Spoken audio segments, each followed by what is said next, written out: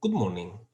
My name is Jesus Sanchez Cuadrado, and I'm going to present our work about building an efficient model transformation engine using static analysis and parallelism. This is a joint work with Loli Burgueño, Manuel Vima, and Antonio Vallecillo. Also, this is a journal first paper which has been published in IEEE Transactions on Software Engineering. The context of our work is model-driven engineering. The key idea of this approach is that any development artifact can be considered a model at a certain level of abstraction. And then we use model transformations to automatically transform and manipulate such models. Typically, we use model transformation languages to develop these transformations. Essentially, a model transformation language is a dedicated language, a kind of domain-specific language for transforming models. This allows modelers to specify and execute transformations at a higher level than using general-purpose programming languages, for instance, Java. In particular, the focus of this work is ATL, which is a widely used transformation language in the MDE community. In any case, no matter if you use a general-purpose programming language or a dedicated language, performance becomes an issue when you have to transform models containing several millions of elements. However, an advantage of using a transformation language like ATL is that it is possible to build tooling that take advantage of the high-level features of these languages like ATL to perform optimizations. And this is the focus of our work.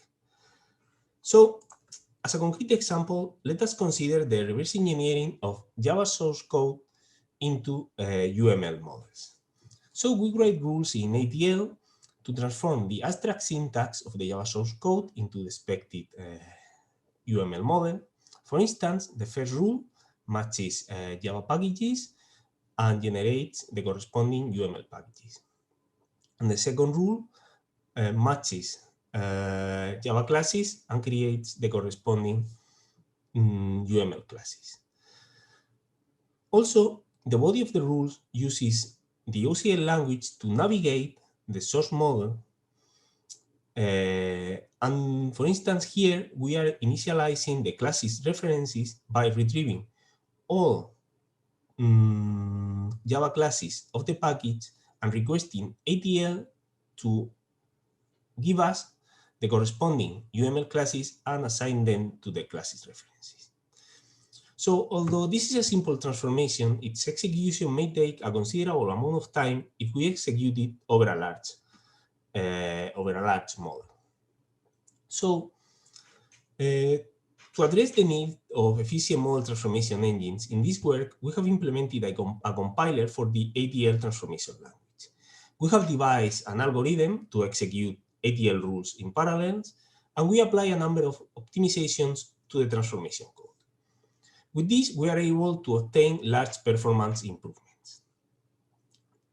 However, the main takeaway of this work is that if you have a domain-specific language, like ATL in this case for model transformations, you could obtain performance improvements by implementing domain-specific optimizations. The architecture of our solution is based on a standard compiler pipeline. So, given an ATL transformation, we perform static analysis using a tool called an analyzer, which annotates the abstract syntax tree with type information, and also an analyzer performs rule analysis to establish dependencies between the rules. Then we apply a number of predefined optimizations to detect patterns, transformation patterns, which may be executed in a more efficient way. Finally, we compile the transformation code into Java code, but we do it in a special way to make sure that it can be executed in parallel. So now I'm going to briefly explain our approach to execute ATL transformations in parallel. The key idea behind our algorithm is that we can execute all rules in parallel because their source patterns are exclusive. And so the same source element cannot be matched by two rules. This means that the rules are executed independently. However, to resolve references between model elements, like for instance, setting the classes in a package, we need to wait until all the target elements have been created. So we have three phases in our algorithm.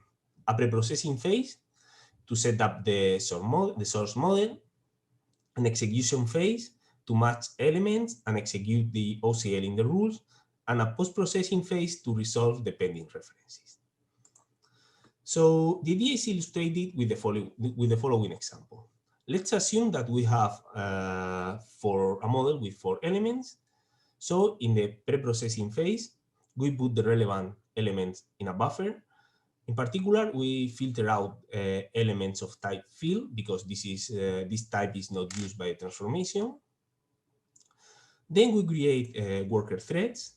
Each thread have a partial view of the transformation, and this is done by maintaining some local state in the form of a local trace, a local cache, and a set of pending references. And all of the threads share an atomic counter to coordinate the access to the buffer. Then we start the execution. The first thread takes the first element and execute the corresponding rule, creating the target element and setting trace links.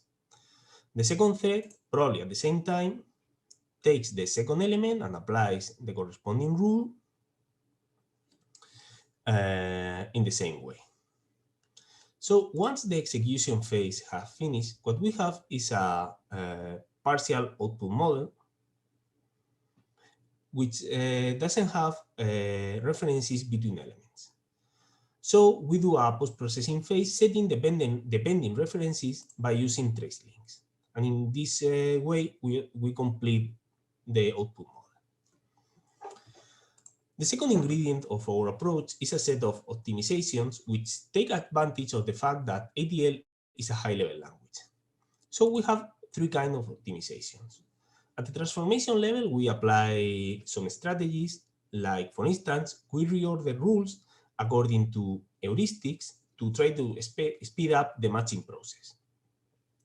As another example, we use the information about rule dependencies to avoid generating unnecessary trace links and so reduce the memory footprint of the transformation. At the OCL level, we identify common model navigation patterns and try to replace the usage of immutable collections with mutable collections, which are more efficient.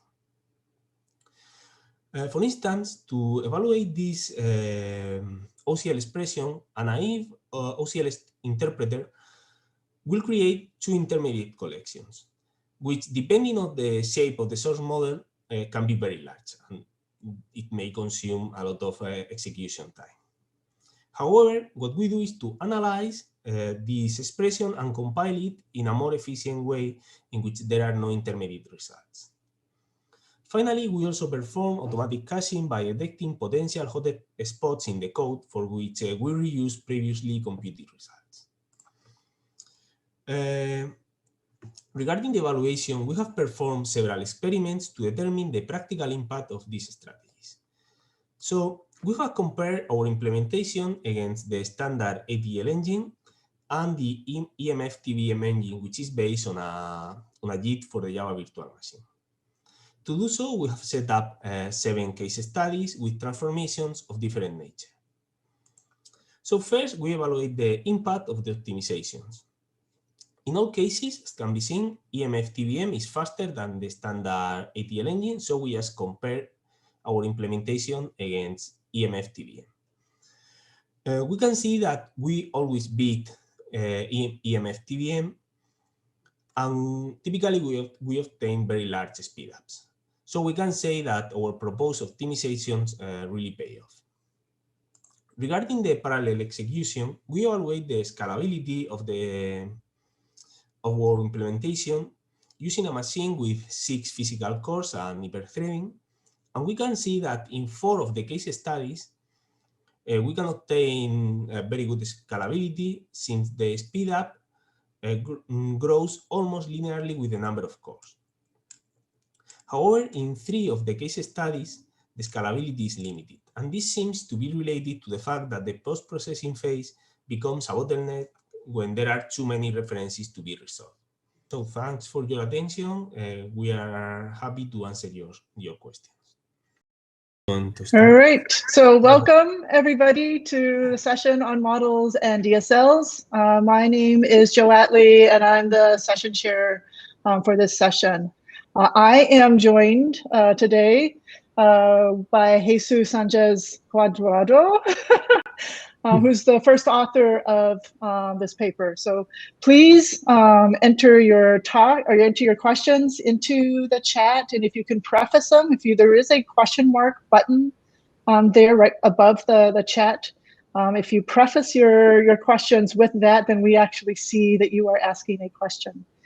All right, so first question. What's the advantage between this approach and those using MapReduce, right? Such as those by Amin and Massimo Tizzi. So which transformations are more amenable to your parallelization? So thanks for the question. So I think that it is somehow related in the sense that the map phase is basically, perhaps the difference is that here we focus on a single machine. So it is easier to coordinate the rules. And also, I think that the reduced phase is also a bit different. With respect to which transformation are more amenable to the parallelization, so I think that what we have seen in the experiment is that those transformations that have less transformations with rules with less dependencies work better because let's say the post-processing phase is not such a bottleneck. So if you have transformations in which there are few dependencies, you are going to get a very good speed up. If not, the speed up will be a bit worse. And the speed up, just a small follow-up question, right? The speed up was really with the optimizations. Is that true? Because you had optimizations plus the parallelization. Yes, well, there are two ways in which we have seen that we can improve. One is with the optimizations, and we have seen that most of the speed up is with the optimizations. But if we compare, once we have the performance times with optimizations, if we apply parallelization, we can also obtain an additional speed up, although it is a bit more modest. Right. So there is a second question. They are impressed with the speed up that you achieved. At one point, you do talk about being able to reorder the transformation rules, and question is, are these transformation rules commutative? Yes, actually, this is a key feature of the ATL language, which is that the rules can be executed completely independently, so you are able to reorder. So this is one of the key things. Excellent. Like in the study, you weren't able to transform all 24 subjects, right?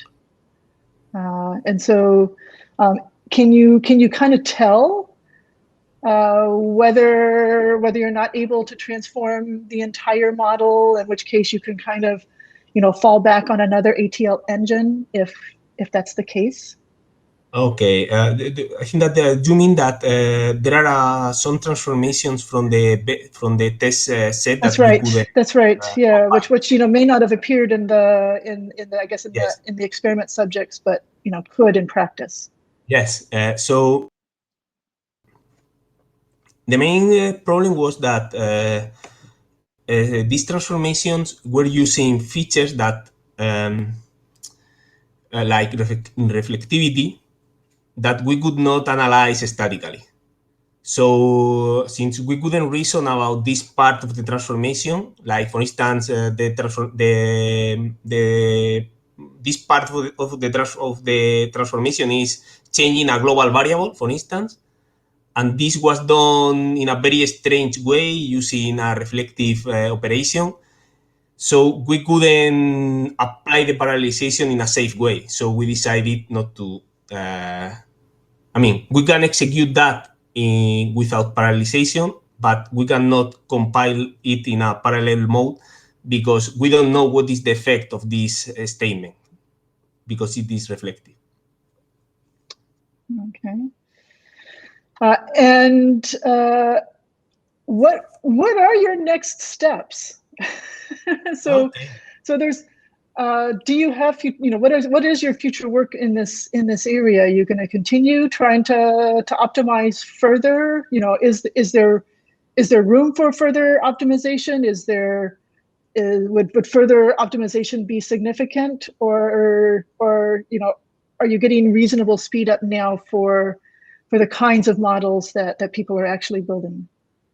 Okay, so I think that there are several lines of work that can be done. Like for instance, one is to try to what we are doing now is, or what we have done is to directly compile ATL to the Java virtual machine, but we would like to create like an intermediate language so that we can apply the optimizations at the level of the intermediate language and then compile not only ATL but other transformation language to this, so that we can several transformation language could profit from the optimizations and from the parallelization. This is one line of work. Another possible line of work is to try to apply some profiling to the execution of the transformation, so that we are able to maybe to discover dynamically other possible optimizations that we have not been able to apply because we are doing it statically. So these are probably the two main lines of work. Right. Like on the high end, the models that were in your experiments were, had something like, 5.5 million elements in them. How does that size compare to the kinds of models that people are building in practice? Like, are we sort of reaching, upper limit of, what's useful in the speed up, and further speed ups, might not be, as valuable? Or are there larger models, or are there properties of models, as you say, like some of the dependencies that cause the transformation to be expensive, and so there is still benefit for further optimizations? Okay. Yeah, so this, I think that's a good question. So one of the problems with this, I think, in my opinion, with this kind of model-driven engineering plus transformation works, is that we have a lack of real transformations from industry that we can really test and say, okay, this is what we have to optimize. Agreed. So we are using transformations and models from research papers. So let's say from the research perspective, I think we have good numbers and we are happy with that. But as you say, maybe we are not targeting the real problems that industry has. That's a good question. I would like to have more insights from people from industry to actually know which is a good direction in this. Right. Well, and it may be that, given the speed ups that you're seeing, maybe that will attract their attention. Let's hope that. Yes. Thanks. Okay, so we've got about 30 seconds. Are there any last words any last takeaways that you would like people to have from this work? Well, I think that one of the main takeaways, as I mentioned in the presentation, was that in the end, ATL is a domain-specific language. So if you have a domain-specific language, if you apply optimizations, actually you are going to your implementation is going to be better, and you can profit from the specificity of your language. And this is awesome. Awesome. So further discussion in the discussion room.